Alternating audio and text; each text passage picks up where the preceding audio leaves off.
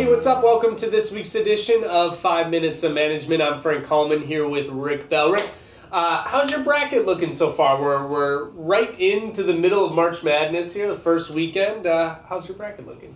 I didn't even do one, Frank. I just don't do brackets anymore. I just find them incredibly stressful, and I get way too anxious, and it just makes me stress out. So I just don't do No brackets for you? No brackets for me. Well, if you're one of those companies that bans employees from watching March Madness, you're on the wrong side of history. We actually have the games being played in the other conference room right now, and if I were you, I would just embrace it and let people watch, because they're probably going to watch anyway. And then they'll be anxious and all stressed out, and just like me. True. If I was to do a bracket. Well, Rick, we got a lot of good stuff this week. First off, we got Workforce Live coming up in about a month. We'll be in Boston on April 14th, New York City April 19th, and Washington, D.C. on April 28th. So again, if you're in those cities, you have friends in those cities, that's the place you'll want to be. We've got great lineups of speakers all lined up. It's going to be a fun time.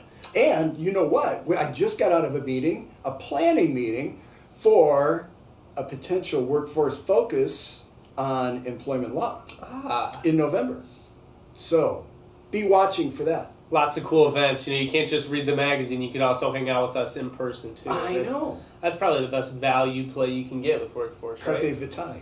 So we got a cool little millennial edition of 5 Minutes of Management. Rick, first off, kind of a funny story, or maybe it's not a funny story, from the Wall Street Journal. Citigroup, the big investment bank, is trying to get millennial employees, and as you know, like the junior banker world is the fierce world of 100-hour work weeks, and it's a horrible experience, or at least it sounds like one for the outside. But Citigroup is coming in; they're offering a new perk to millennial employees. You could take a year off, is what they're saying, and do charity work.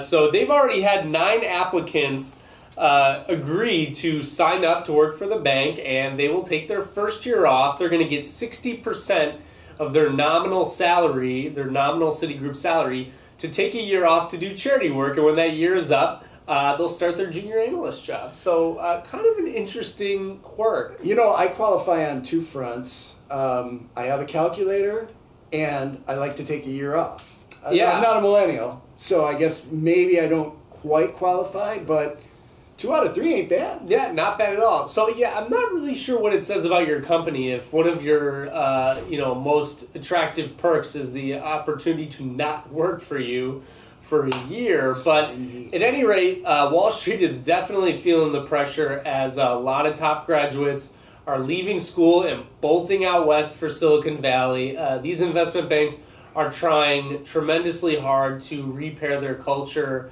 and work on attracting young workers who, are interested in honing their craft and dedicating it to a growing field, but maybe don't want to work every Saturday night for the rest of their lives. Yeah, well, yeah, not that they won't in Silicon Valley. It's just like they'll only work 14-hour days during the week. Whatever. It'll just be a hackathon. You'll be able to wear your pajamas. Right. That's right. It's the only difference. That's you don't right. have to wear a suit. Exactly. So, yeah, interesting. So, Rick, what do you got this week? All right, so keeping on that millennial tone and cool and interesting perks, Fidelity, which another financial institution, announced that it has begun offering a perk that would help employees repay their student loans. All full-time employees at the manager level and below can get up to $2,000 a year paid toward their student loan, up to a total of $10,000. Now, this isn't brand new, but Fidelity just did institute this policy. I have seen this elsewhere, that companies are realizing that